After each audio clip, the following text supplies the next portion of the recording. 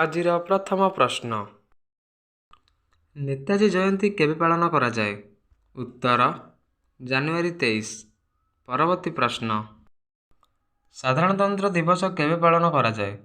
ଉତ୍ତର ଜାନୁଆରୀ 26। ପରବର୍ତ୍ତୀ ପ୍ରଶ୍ନ, ଶହୀଦ ଦିବସ କେବେ ପାଳନ କରାଯାଏ? ଉତ୍ତର ଜାନୁଆରୀ 30।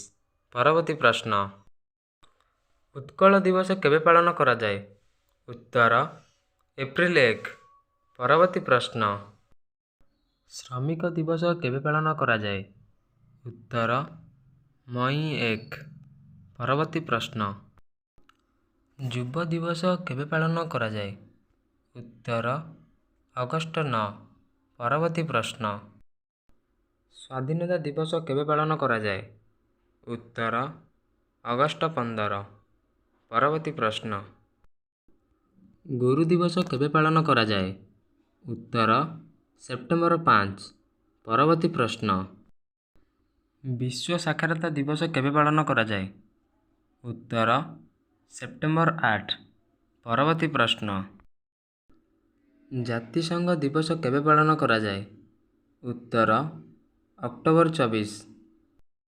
ଯଦି ଭିଡ଼ିଓଟି ଆପଣମାନଙ୍କୁ ଭଲ ଲାଗିଛି ତାହେଲେ ଲାଇକ୍, ସେୟାର, ସବସ୍କ୍ରାଇବ୍ କରିବେ। ଜୟ ଜଗନ୍ନାଥ।